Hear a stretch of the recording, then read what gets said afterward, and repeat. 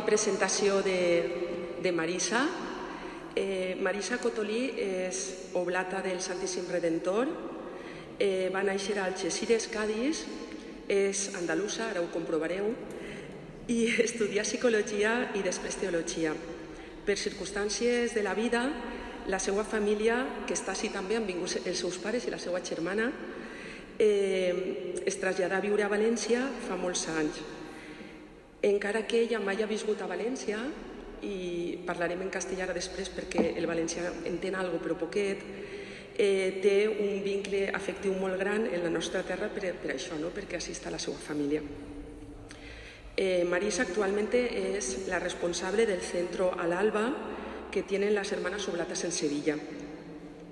Marisa ha sido una de las impulsoras y también actriz, no sé si alguien se está dando cuenta, de la película que algunos pudimos ver la semana pasada de Si todas las puertas se cierran, realizada en motivo del 200 aniversario del nacimiento de su fundadora. En ella se nos ha querido transmitir el origen y también el presente y la actualidad de su misión. Un conjunto de casualidades nos ha hecho coincidir, pero a los ojos de la fe esto no es un encuentro casual o anecdótico para satisfacer simplemente nuestra curiosidad, sino que es la providencia de Dios la que nos pide hoy que creemos vínculos de comunión y plegaria con las hermanas oblatas y su misión. Otra casualidad curiosa es que hoy, 1 de junio de 1864, también hace 159 años, la madre Antonia María de Oviedo y el padre José María Benito Serra abrieron la primera casa en Cienpozuelos de Madrid, como vimos algunos en la película, o sea, el mismo día que hoy va a hacer la charla Marisa, de hace, pues eso, como decía, 159 años. Es el primer espacio que se creó de acogida y esperanza para mujeres que venían de contextos de prostitución. Gracias, Marisa, por tu disposición personal y generosidad. Prácticamente ha venido de Sevilla, donde está, para hacer la charla con nosotros. Está claro que está aquí su familia, pero bueno, ha venido con toda esa disposición, un montón de kilómetros para estar hoy con nosotros, con las comunidades parroquiales de Algemesí. Muchas gracias.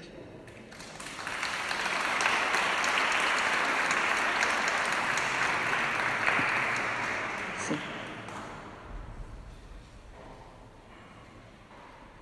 Aquí, arriba.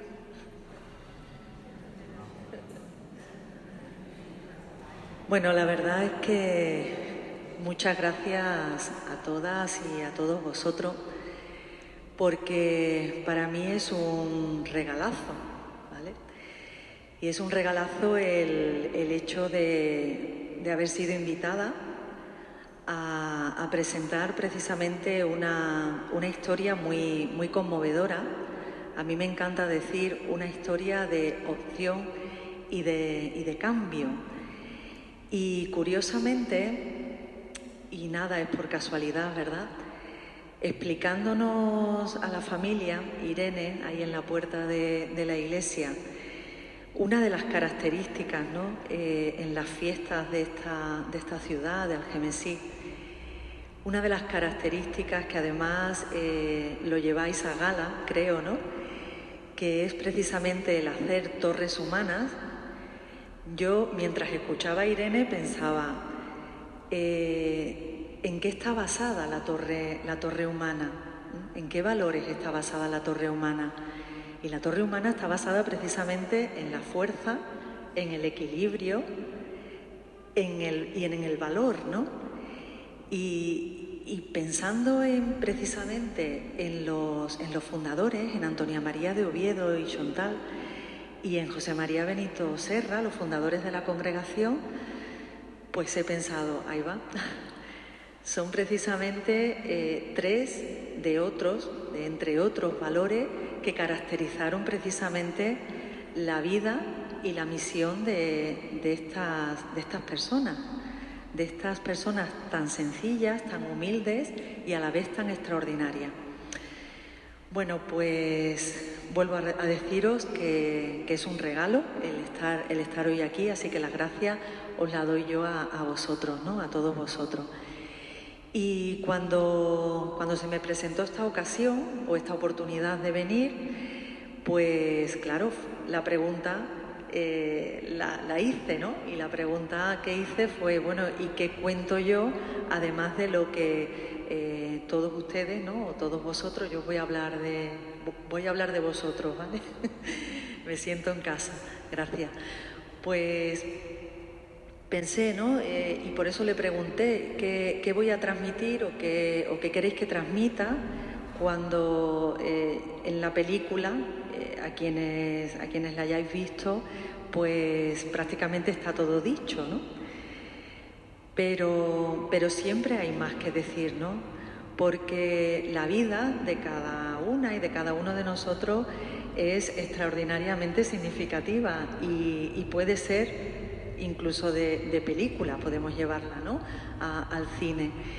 Y eso fue lo que pensamos toda el gobierno general de mi congregación, de Hermanas Oblatas, y lo que pensamos también el equipo de producción de la película, el director, el primero, Antonio Cuadri, cuando dijimos, vamos a hacer una película, pero ¿cuál es el objetivo de esa película? Pues el objetivo no es otro que el de visibilizar la vida de una mujer extraordinaria. Ahora veremos por qué es extraordinaria. Os voy a intentar hacer una síntesis, ¿no? de ese ser extraordinario. Y también vamos a visibilizar la realidad de la trata con fines de explotación sexual, que la padecen muchas personas, sobre todo mujeres o principalmente mujeres. Y que eso fue lo que además a los fundadores, y en concreto a Antonia, que estuvo más tiempo en la misión que el fundador, le movió por dentro y le hizo cambiar. Por eso esta historia es una historia de opción y de cambio. Y también dijimos, vamos a visibilizar las búsquedas de cualquier persona, de cada uno de nosotros.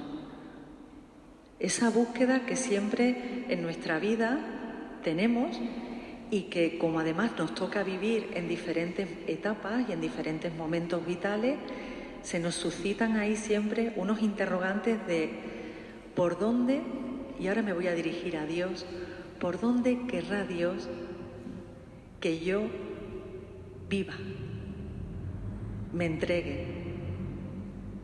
¿Qué sentido tiene el estar aquí, el haber nacido, el estar aquí?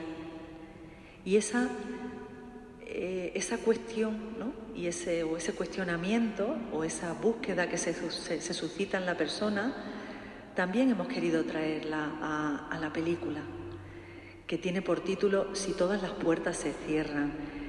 Una frase que tiene su final. La frase no queda en si todas las puertas se cierran, puntos suspensivos. La frase tiene una segunda parte. Fue una frase que dijo nuestro fundador, José María. Si todas las puertas se cierran, yo, con la gracia de Dios, les abriré una para que entren por ella. Aunque esto sea ajeno a mi ministerio. Y así lo hicieron, tanto Antonia María de Oviedo como José María Benito Serra. Y comienza la historia.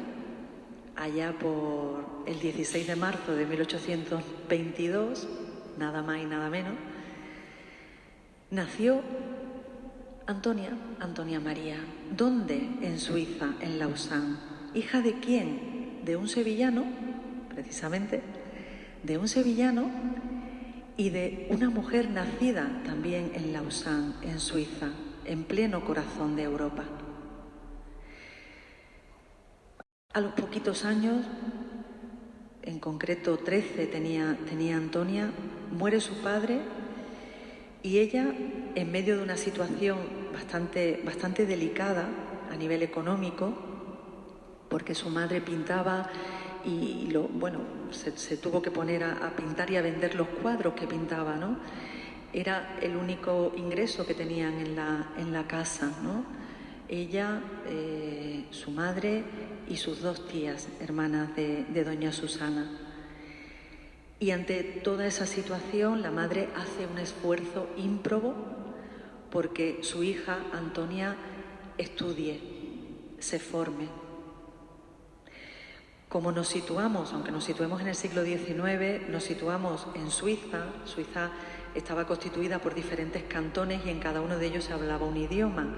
Y Antonia tuvo la oportunidad, el gran regalo de Dios, ella también lo menciona en sus escritos, de estudiar inglés, italiano y alemán. Francés era su lengua materna.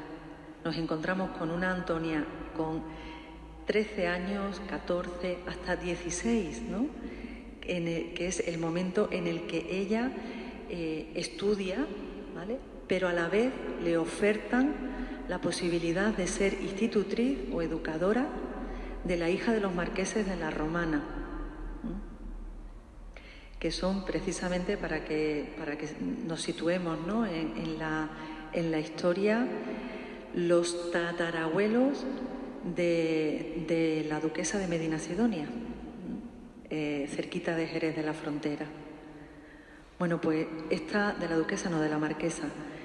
Estos señores precisamente son los que le piden a través de otras personas a Antonia que se convierta en educadora de sus hijas, y con tan solo 16 años se va con ellos a Florencia y a Milán, partiendo desde Ginebra, en Suiza. A los 2 años regresa a Friburgo, donde estaba su madre viviendo, y abre un pensionado. Estamos hablando de 18 añitos nada más. Y como, bueno, pues en todos los momentos también históricos, ¿no? En todos los países también desgraciadamente hay una guerra.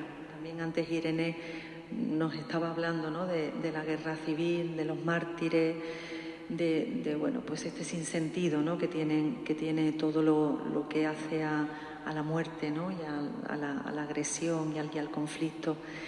Y también se produjo allí, en Suiza, la guerra del Sanderband, una guerra entre cantones, absurda, como todas las guerras. ¿Qué ocurre? Que empiezan a retirar a las hijas, ¿no? Las familias empiezan a retirar a sus hijas del pensionado y Antonia tiene que cerrar. Por lo tanto, en ese pensionado solo puede estar durante 4 años. A partir de ahí viene una propuesta. Quienes habéis visto la película, es precisamente el momento en el que comienza la película Si todas las puertas se cierran, y es cuando recibe la oportunidad de firmar un contrato con el duque de Riánsare, en aquel momento segundo marido de doña María Cristina de Borbón, la reina gobernadora en España. Con él había tenido varios hijos y esta reina gobernadora quería que Antonia fuera institutriz de 3 de sus hijos, en concreto 3 hijas, Amparo, Milagro y Cristina. Para Antonia es un momento muy, muy decisivo en su vida. Decide dar ese salto a España, donde además va a conocer por primera vez a la familia de su padre, a hermanos y primos de su padre, don Antonio, y marcha rumbo a España, a Madrid en concreto. Y lo que no sabe es que en la despedida a su madre, esta despedida va a ser la última, porque inesperadamente doña Susana, sin haber llegado todavía Antonia a Madrid, fallece. ¿Qué ocurre a partir de ese momento? A partir de ese momento lo que ocurre es un cambio, por supuesto, en la vida de Antonia y una opción. Por eso antes he dicho, a mí me encanta decir, esto es una historia de opción y de cambio, porque opta por entregar lo mejor de ella y toda su formación en la educación opta por entregarlo a unas niñas que necesitaban no solo de la educación y de la formación, sino también del cuidado. Y Antonia da lo mejor de ella y de lo que tiene en favor de las hijas de María Cristina de Borbón, casada con el duque de Rianzares. Pasa con ellas 13 años. Antonia es una mujer muy sencilla, muy humilde, son dos valores que le caracterizan. Le cuesta muchísimo toda la bomba y boato, ¿no?, que hay en Palacio, pero se adapta, lo acoge desde esa sencillez y siempre al cuidado y en la formación y educación de las personas que le han encomendado. Pero ella siempre experimentándose habitada por Dios, y eso le daba una fuerza increíble en su vida.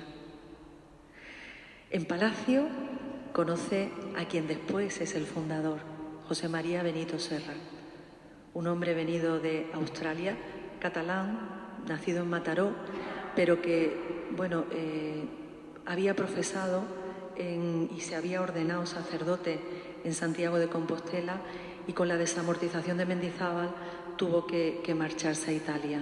Y en Italia siente una llamada a las misiones y se va a Australia, donde lo convierten en obispo de la diócesis de Perth. Pero él siente una nueva llamada interior a trasladarse de nuevo a España, a dimitir como obispo, trasladarse de nuevo a España y dedicarse a la gente en situación de mayor vulnerabilidad. En España, en Madrid, la gente se sorprende muchísimo, sobre todo en Palacio. El padre Claret le dice muchísimas veces a José María Benito Serra: vamos a darte un obispado, pero él no quiere. Y él se dedica a dar clase, y aquí hay otro vínculo también con Algemesí, que es a dar clase precisamente a los niños que estaban en las escuelas pías. ¿Les suena, verdad? ¿Os suena, no? Con los escolapios. A niños que no tenían medios económicos para estudiar. Y él empieza a dar clases allí. Pero como es obispo dimisionario, también confesaba en el Palacio, y ahí es donde conoce a Antonia y se convierte en director espiritual de esta gran mujer, este gran hombre. ¿Qué ocurre ahí? Que José María Benito Serra se da cuenta del corazón de esta gran mujer, de sus buenas cualidades, aptitudes y actitudes con C, pero a la vez de esa profunda experiencia de Dios que la habita y que le hace estar en continua entrega. Y lo guarda ahí. Lo guarda ahí. No voy a decir en el refajo porque no llevaría refajo, pero lo guarda. ¿Qué sucede? Bueno, hay muchísima revuelta política, como ya sabemos, ¿verdad? Carlistas, isabelinos, y exilian a la reina gobernadora, a la madre reina gobernadora, ¿no?, a doña María Cristina de Borbón.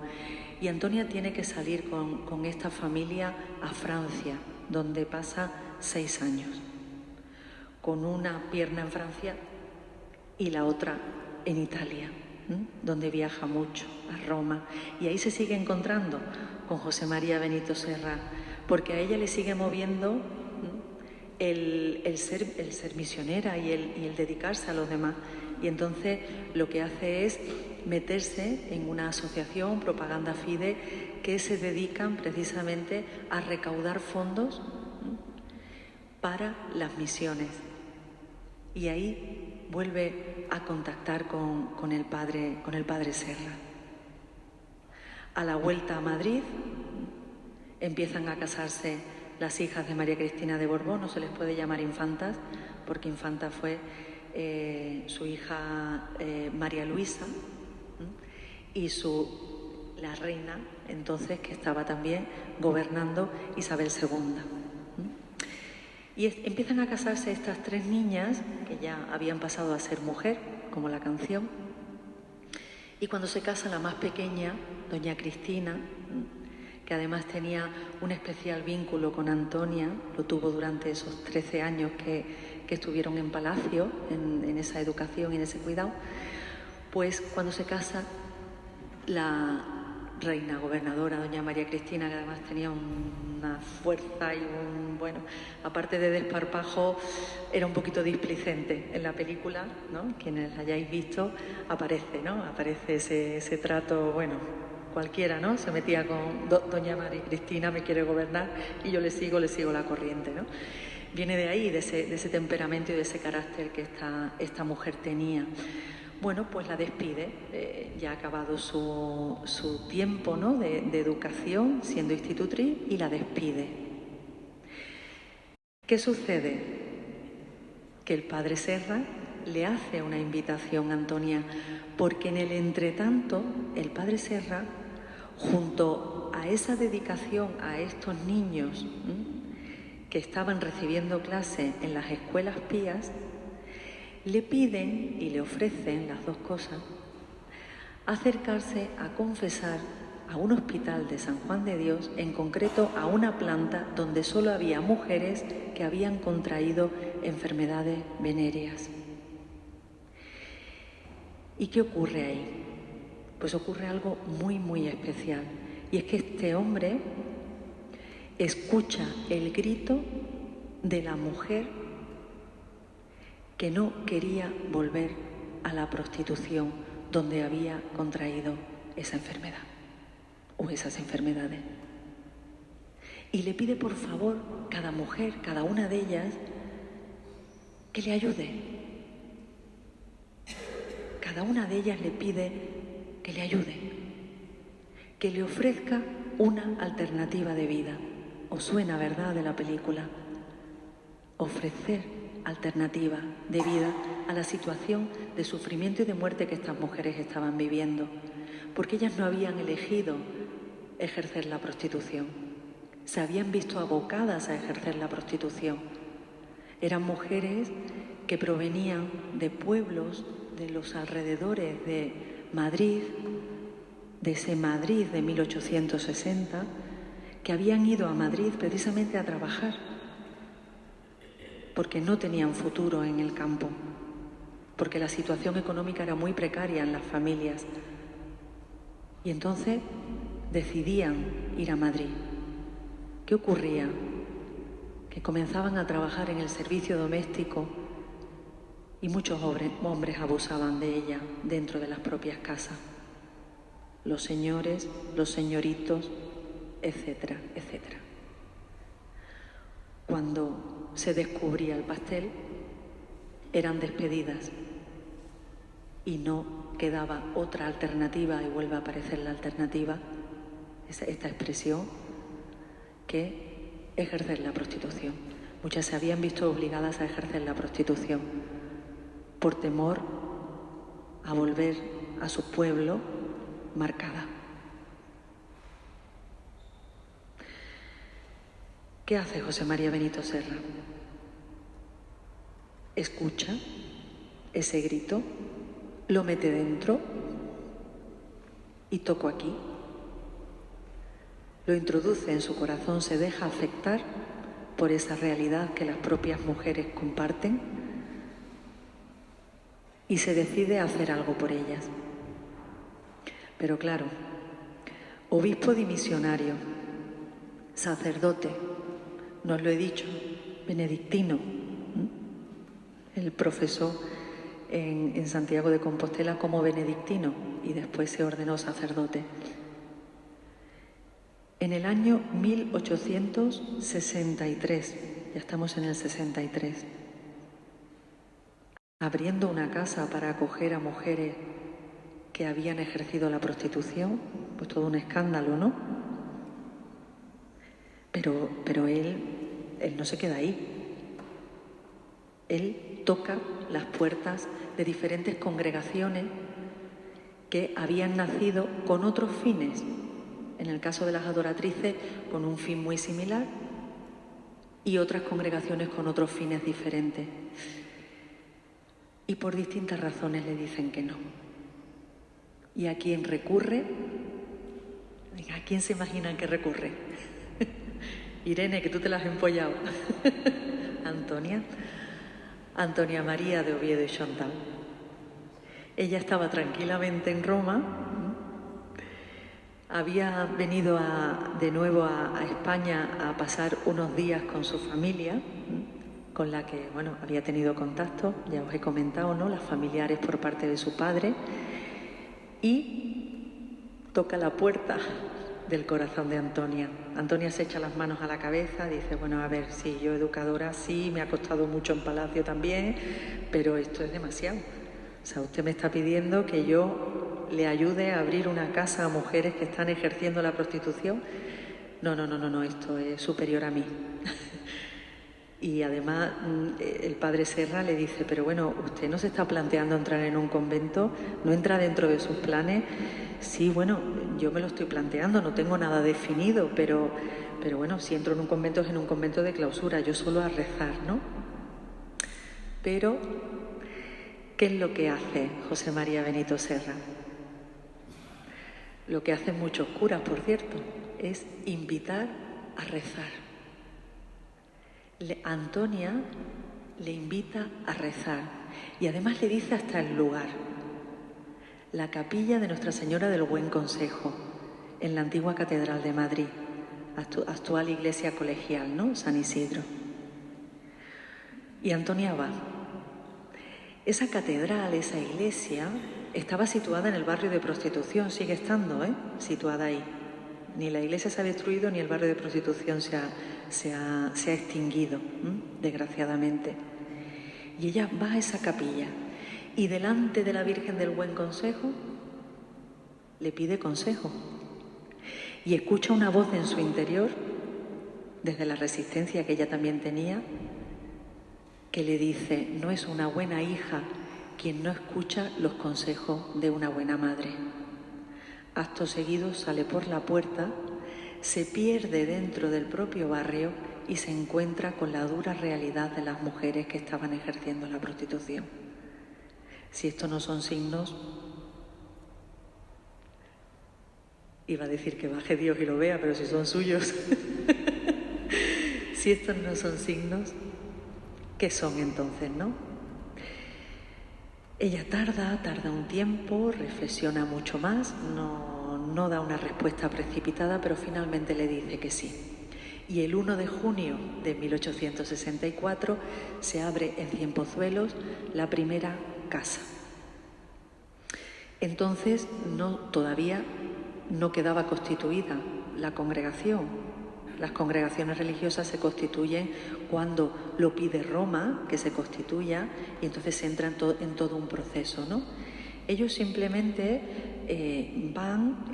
buscan un lugar, un antiguo convento alcantarino, les ayuda mucho todas las influencias que tienen y que han tenido también personas muy allegadas, y levantan la casa.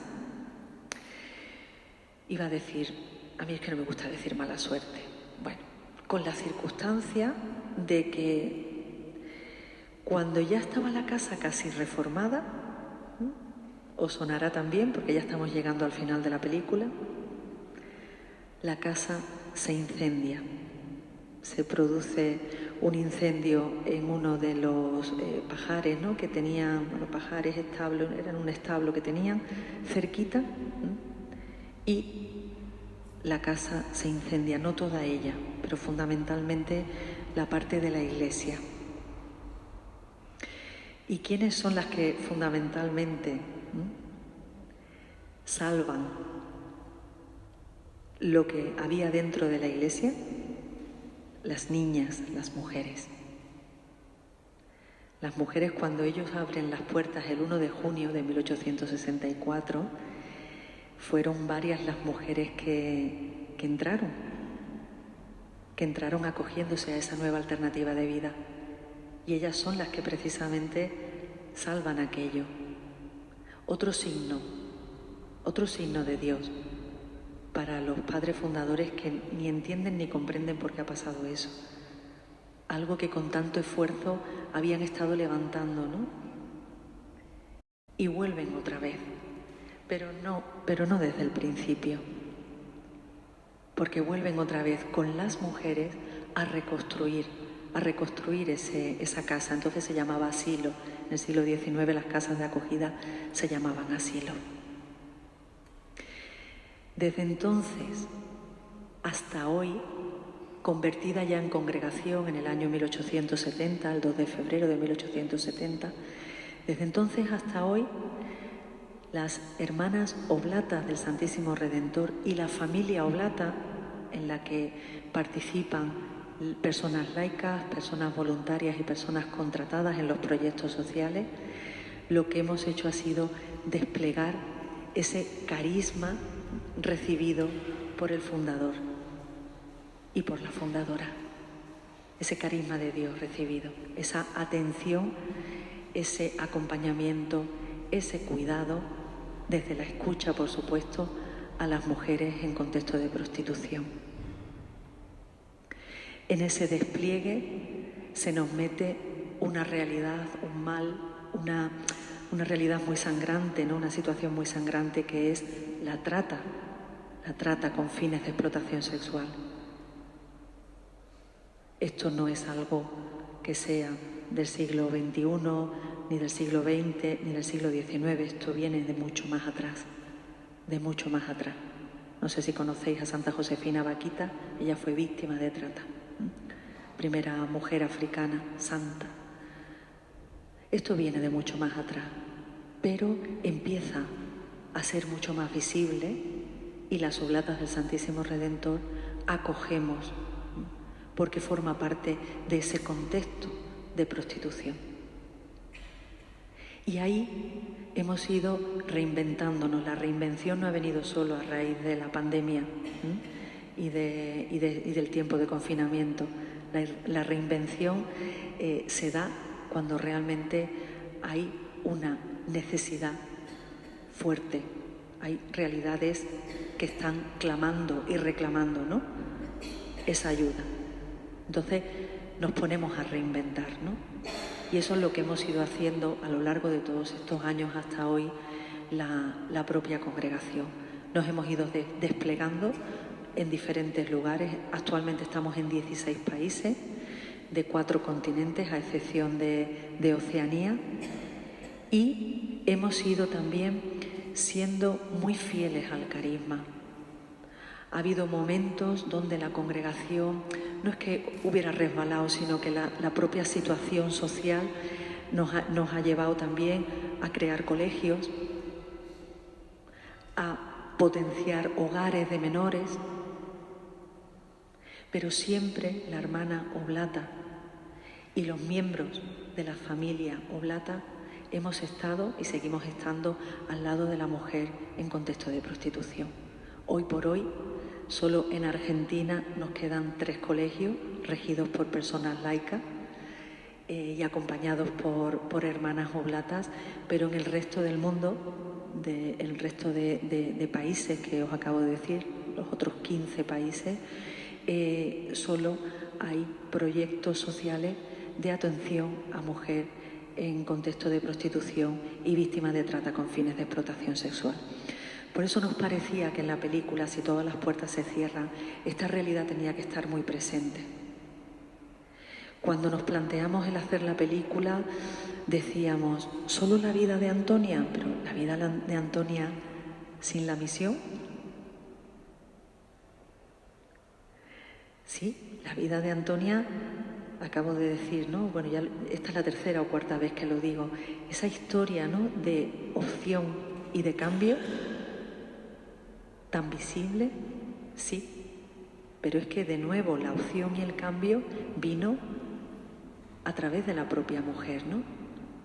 Y entonces dijimos, sí, vamos a visibilizar su vida, pero vamos a visibilizar también porque el mundo se tiene que enterar y debe de tomar conciencia, como hace un momento nos decía el hermano sacerdote, que no sé cuál es tu nombre,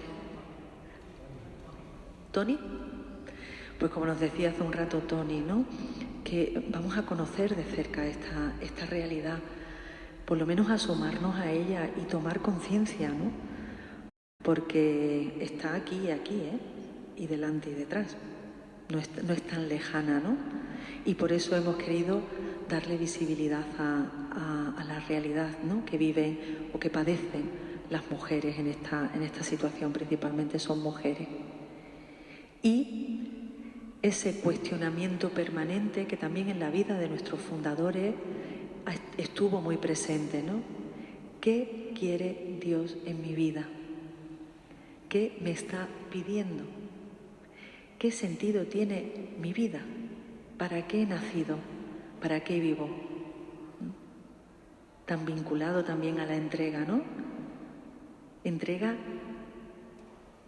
a quién? ¿Con quiénes? ¿Para qué?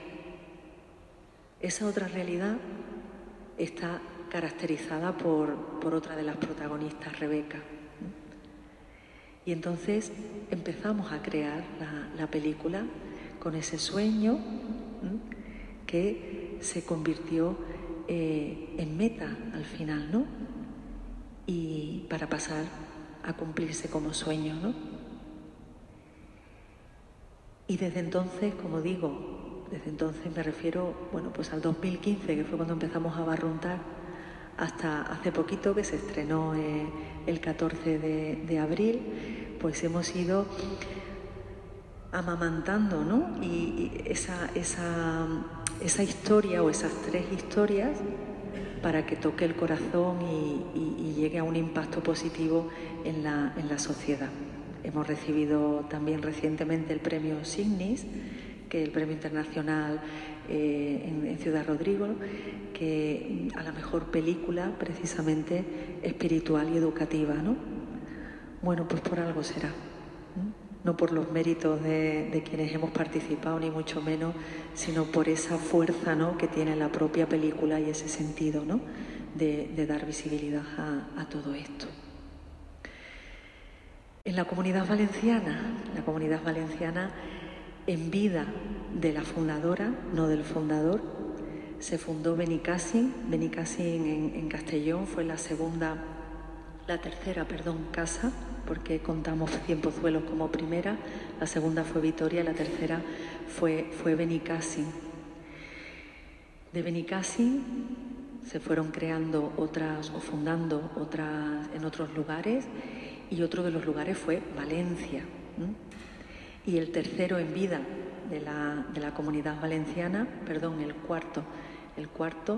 el tercero fue Godella y el cuarto Alicante, en vida de la fundadora. Alicante en vida de la fundadora no. Alicante ya habían fallecido los fundadores, pero en vida de la fundadora fue Benicàssim, Valencia, Godella y Alaquàs. ¿Y por qué nos vinimos a este lugar tan bonito, ¿no?, a esta comunidad tan especial? Pues sencillamente porque aquí también tenéis muy buen corazón, no solo en Andalucía. Y ese buen corazón de mujeres que enviudaban, eran personas ricas, con bastantes medios económicos, y dejaban en herencia o donaban sus casas y sus terrenos a obras sociales, y entre ellas la nuestra, la de Hermanas Oblata.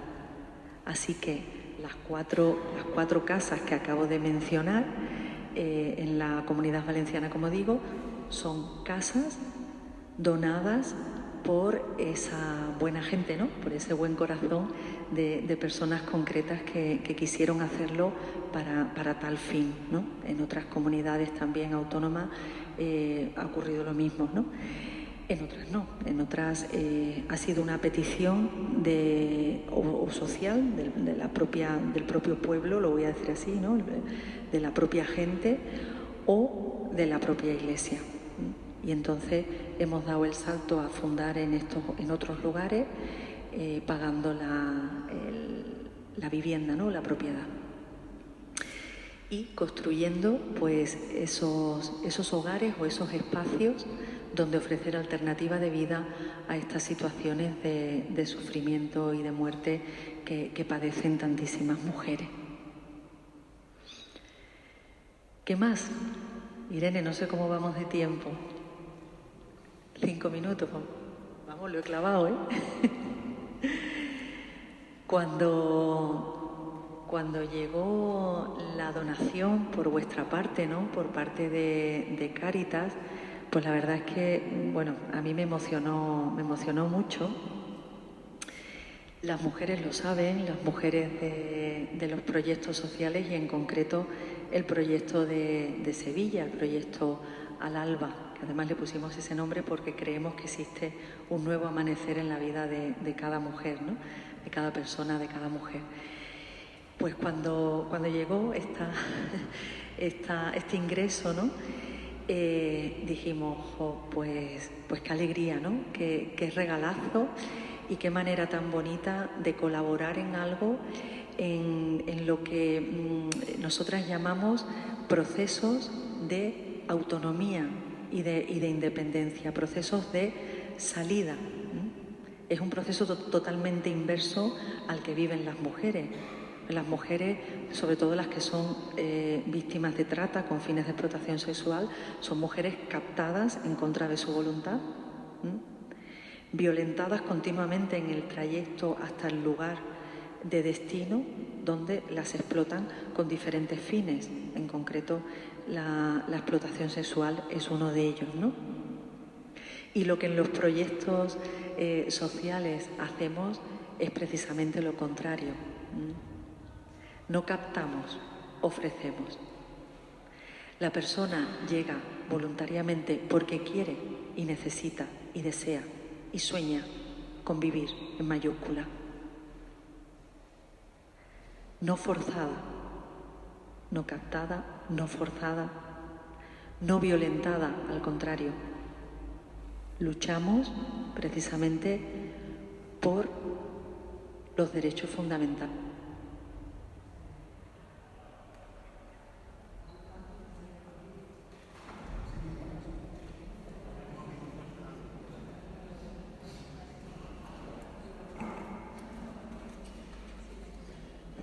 Estoy acostumbrada a proyectar la voz, pero bueno, a lo mejor también yo creo que es más cómodo así, ¿no?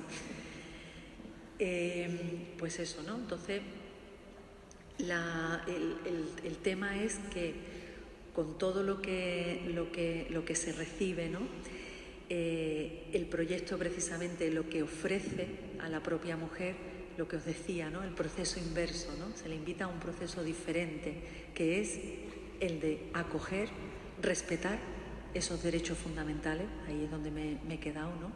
En ese respeto profundo a los derechos fundamentales y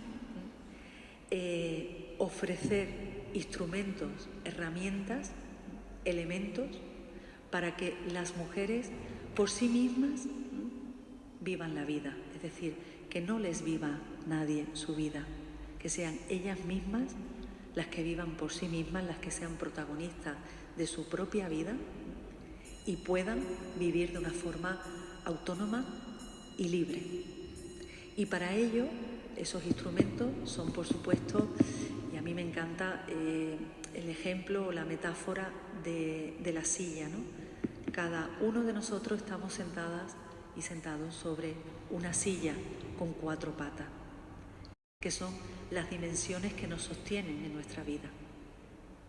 Está esa dimensión de la salud psíquica, la salud física. Las mujeres, imaginaros cómo llegan, rotas de aquí y del resto de su cuerpo. En Sevilla, os lo pongo así como ejemplo muy rapidito, nos llegó una mujer que a mí me llamaba mucho la atención porque hiciera frío o calor, llevaba siempre cuello, no voy a decir del todo alto, este cuello tipo cisne pero bajito, manga larga, siempre pantalón. Cuando nos enteramos por qué no descubría, ¿no?, sus brazos y sus piernas, Pues a mí, a ver, para mí fue muy duro en concreto descubrirlo, ¿no? Porque le habían pegado latigazos y tenía verdugones en los brazos, en la espalda, en los pechos, en las piernas. O sea, era, con todo mi respeto, casi un eceomo. A mí me recordaba mucho al eceomo. Pues ahí está esa pata, ¿no? Esa pata que... ¿Por qué pongo el ejemplo de la silla? Porque aunque nos faltara una única pata, tenemos que hacer unos esfuerzos para no meternos ahí un porrazo, ¿no? Es decir, cuesta mucho estar equilibradas en una silla de 4 patas y solo con 3, ¿no?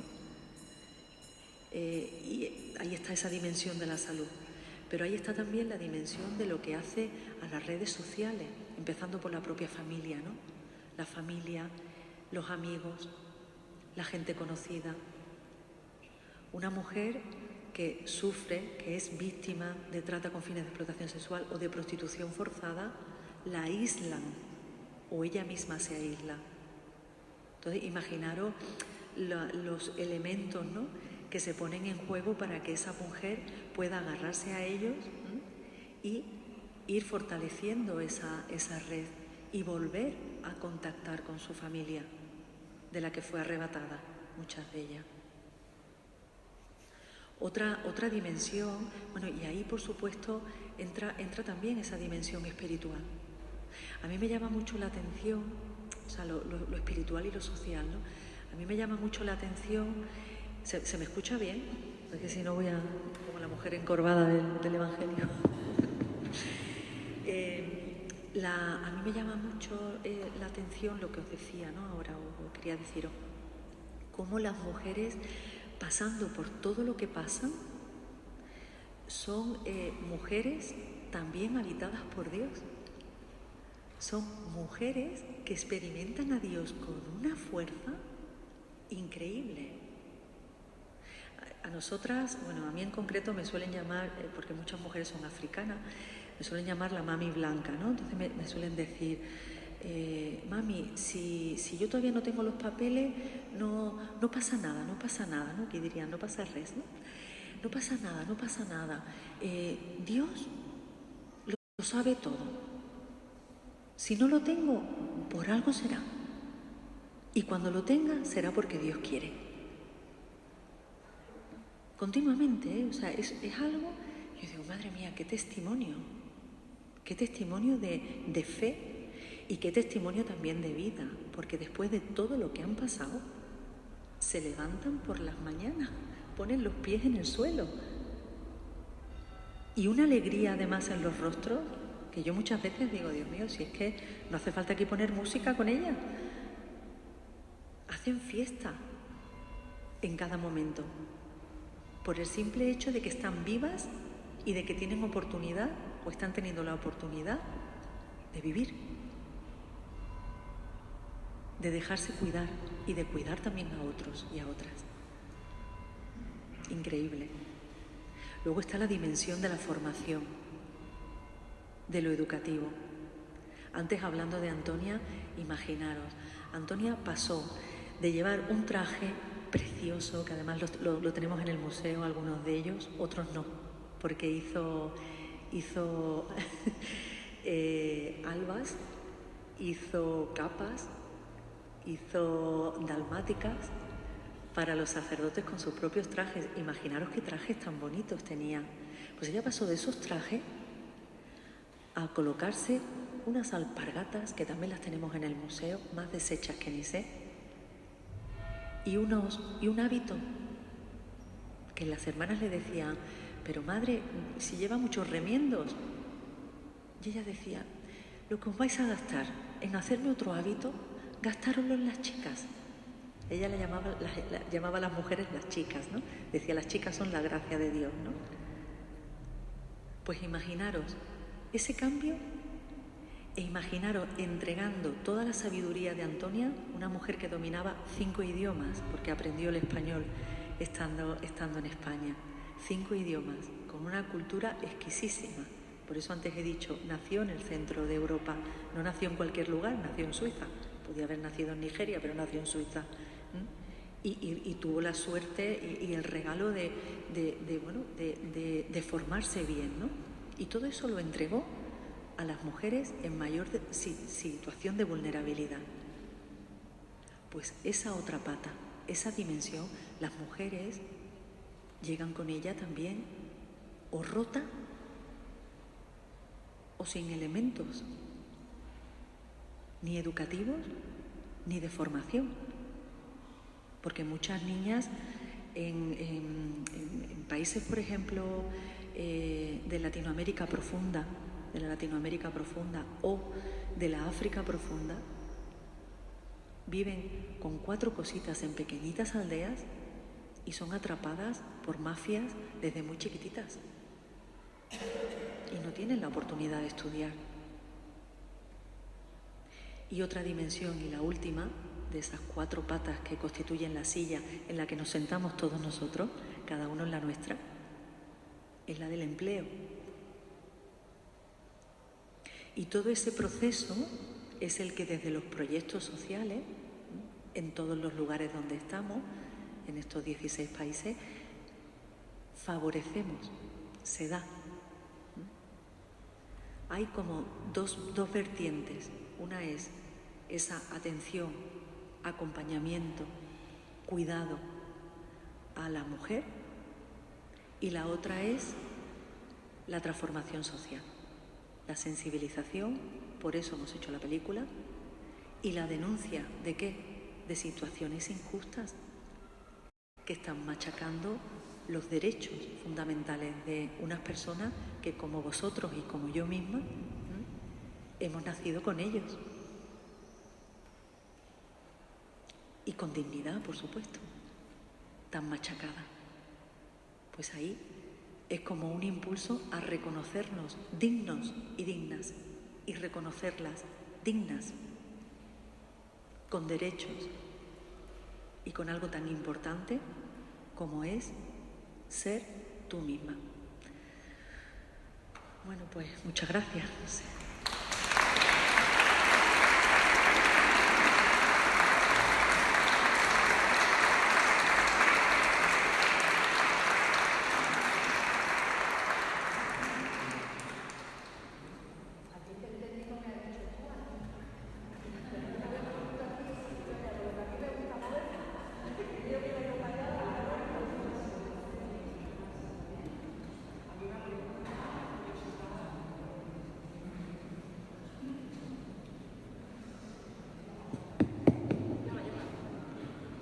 Parecer que va.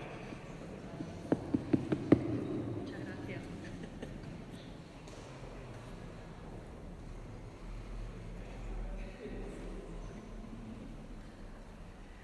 ¿Os habéis quedado con ganas de más? ¿O? Yo vuelvo a venir otra vez al Gemesí, a ver una torre humana, por ejemplo. ¿Cómo la formáis? ¿Sí?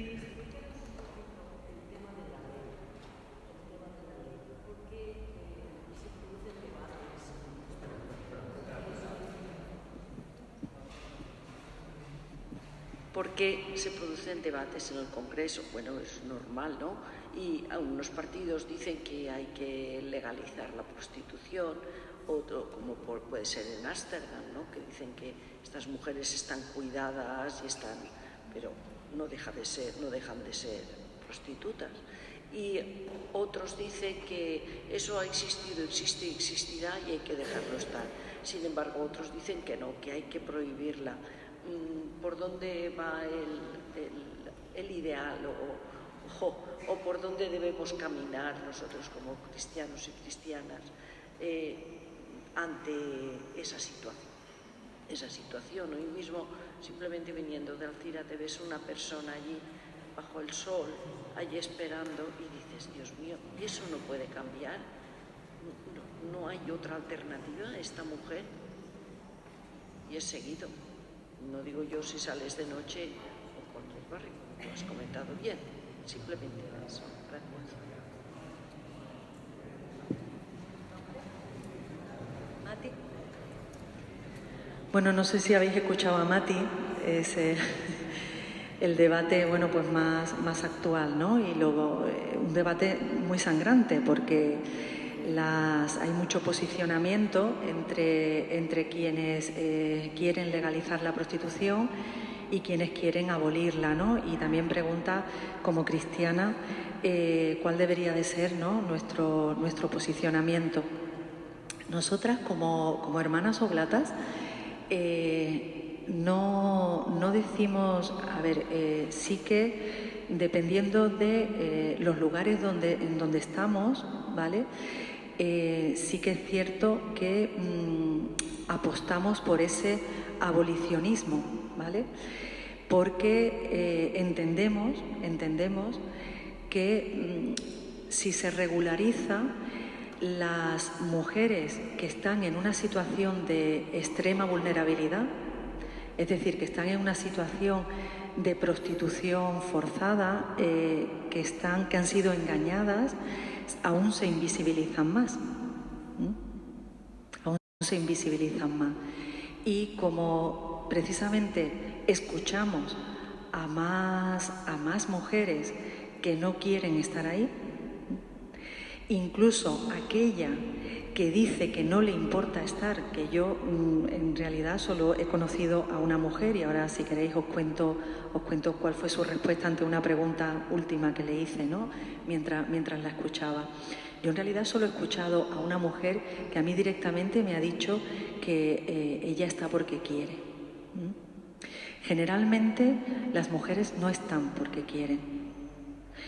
Las mujeres también a quienes nosotras acompañamos o nos convertimos en compañeras de camino con ellas, son mujeres que acceden precisamente de forma voluntaria al proyecto o deciden conocernos porque no quieren estar ahí. Nosotras no nos movemos en prostitución o con mujeres que ejercen la prostitución de alto standing, pero pongo de ejemplo ahora a lo que he hecho alusión, ¿no? Cuando yo conocí a esta persona que me habló precisamente de una prostitución querida por ella,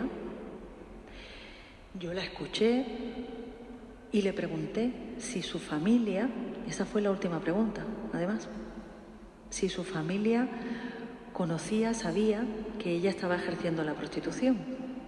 Era una mujer de Jerez y ejercía la prostitución en Sevilla. Su familia estaba en Jerez y automáticamente saltó, como cuando te meten un pellizco, ¿verdad?, que saltó diciéndome, no, mi familia no lo sabe. Yo no necesité más,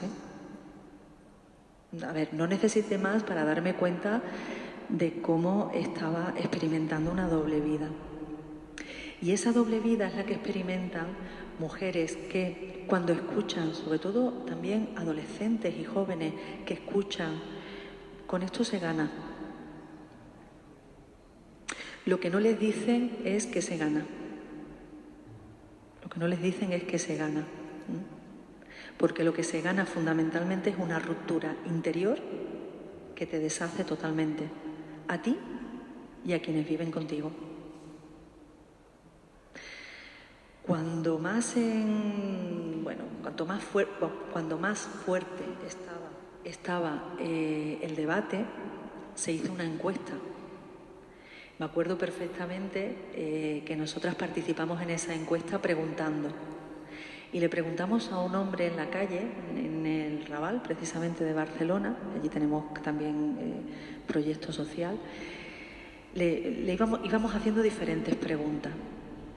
Y bueno, una de las preguntas era, ¿usted está de acuerdo con que la prostitución sea un trabajo, con que se legalice la prostitución? Hombre, ¿y por qué no? Pues si la persona quiere ejercer la prostitución o quiere prostituirse, no sé cómo lo expresó él, pues, o quiere ser prostituta, dijo. Pues bueno, pues que cotice por ello. La siguiente pregunta fue, ¿usted tiene hijas, tiene hijos? Sí, el hombre nos dijo el número de hijos que tenía, ¿no? Bueno, y si una de sus hijas le dijera, papá, yo soy prostituta, la mato. Tampoco necesitamos hacerle más preguntas a este señor. O sea, a ver, puestos en situación y conociendo la realidad,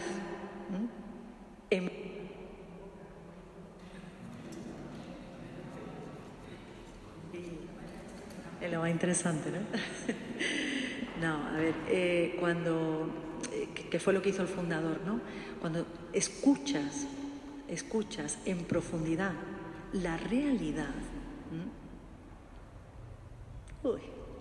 ya no son tantos los que opinan que se debería de legalizar la prostitución. Antes, cuando yo he hecho referencia a dependiendo de los lugares, me refería no que nosotras estemos posicionadas en la legalización o en el abolicionismo. Nosotras estamos posicionadas, si de posicionamiento hay que hablar, al lado de cada mujer que está en situación de vulnerabilidad y que no quiere estar haciendo lo que está haciendo. Ese es nuestro posicionamiento, si es que podemos nombrarlo así, ¿no? En la ciudad de Sevilla, donde yo vivo, todo el ayuntamiento es abolicionista y nosotras formamos parte de una mesa de coordinación de temas de prostitución abolicionista. Pero en Barcelona, por ejemplo, cuando alguna mujer se ha acercado de estas que defienden, ¿no? De estas mujeres que defienden para otras, no para ella, que la prostitución sea un trabajo, que esto también es muy curioso, ¿no? Y bueno, pues que sea un trabajo, que se legalice, ¿no? Pero bueno, ella ejerce la prostitución, pero ella no quiere legalizarla, ¿no? Bueno, pues, y esa mujer ha necesitado ayuda en un momento determinado o en varios, las hermanas oblatas hemos estado ahí. O sea, estamos por encima de ese posicionamiento. Donde estamos realmente es donde creo que tenemos que estar, ¿no? Las personas precisamente cristianas de iglesia, ¿no? Al lado de quien sufre y ofreciendo alternativas de vida. Y ofreciendo esos valores tan sumamente preciosos que tenemos los cristianos, por gracia de Dios. Entonces, ahí es donde... Pero a ver, este debate yo creo que nos moriremos con él. O sea, porque es algo que parece que causa morbo, ¿no? Y que además incita. Entonces, como últimamente parece que nos va, ¿no? El que nos inciten y el que se genere pues malestar, no sé, hasta violencia, ¿no? O que discutamos por todo, pues esto es algo que mueve mucho. A nosotras, por ejemplo, nos da mucho dolor cuando a veces mujeres que las estábamos acompañando desaparecen. Entonces, y yo automáticamente cuando eso pasa pienso, vamos, desaparecen porque las redes de trata hoy están aquí y mañana en otro lado. Entonces, una mujer en un club más de un mes no está. Entonces, nosotras cada vez que vamos a un club, pues nosotras también salimos de noche o en otros momentos del día, vamos a la carretera, vamos a pisos encubiertos, cuando los vecinos sospechan que hay algún piso encubierto intentamos ir. No somos policía, pero sí nos coordinamos con la policía, sobre todo con la UCRIF. Pero sobre todo nosotras ellos siempre dicen, bueno, nosotros nos encargamos de los malos y vosotras de las buenas, ¿no? Entonces ellos a veces cuando hay alguna redada nos avisan y estamos al lado de las víctimas, ¿no? Pero eso cuando nos acercamos pues, y vemos que las mujeres no están, ¿no? También vamos a casas de cita, pues yo siempre pienso, digo, qué dolor, no se le puede seguir ofreciendo otra cosa diferente, porque a una mujer en un club, que a lo mejor os lo estáis preguntando, ¿cómo accedemos a un club, no? Pues insistiendo una y otra vez. No lo hacemos las mujeres, en este caso son nuestros compañeros los hombres los que llaman una y otra vez a la puerta o por teléfono, hasta que finalmente, claro, les decimos, mirad, es que os vamos a hablar sobre salud, Y entonces ya la madame de turno o el dueño o la dueña del club dicen, bueno, pues de esta hora a esta hora. Y es nuestra oportunidad para, antes de que se vayan, decirle, si necesitáis algo, este es nuestro número de teléfono.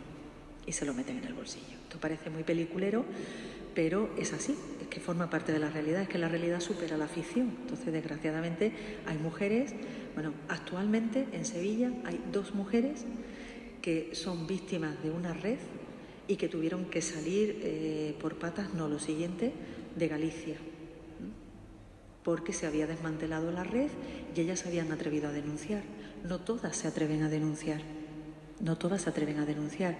Y si hablamos de África, menos todavía, porque allí las amenazas son de matar si se denuncia a su familia. Y la mujer te dice, mami, yo si denuncio, a mí me protegéis aquí, pero a mi familia, ¿quién la protege? Y tienen muchísimo miedo. Aún así hay algunas que se atreven, pero es muy arriesgado. Y yo he sido testigo no de los 2 disparos que le dieron al padre de la nigeriana, de la mujer que atendíamos, pero sí el momento de la noticia cuando le llamaron por teléfono para decirle que habían asesinado a su padre. Y eso es horroroso. O sea que las amenazas se cumplen, ¿no? Entonces pienso, legalizar para que no pueda entrar allí nadie, un policía en un club. Que aún así entran y dicen, no, esto es un lugar de copas. Un lugar de copas y las habitaciones que tiene arriba, no, porque hay gente que quiere descansar y bueno, y sube. El policía se pregunta, ¿cuántos dedos tengo que chuparme? O sea, es que a veces, pero eso se da, ¿no? Eso se da. Entonces, yo personalmente, no ya ni como Blata, ni como Marisa, no estoy de acuerdo con la legalización, para nada. Sobre todo porque en mi vida, yo el año que viene voy a hacer 25 años de vida religiosa, he escuchado mucho y muy desgarrador. Y eso es algo que no sé, sé que me estaba hablando de la legalización de la prostitución, no de la legalización de la trata, porque la trata es un delito, pero no, o sea, no sé.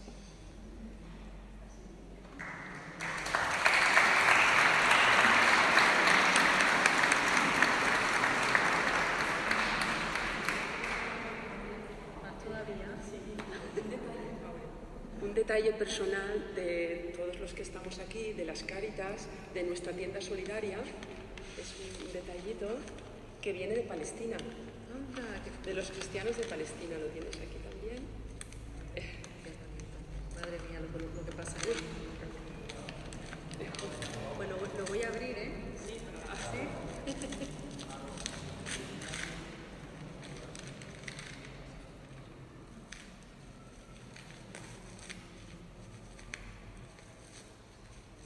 Allí también es vivir en vilo. Madre mía. Precioso, me encanta.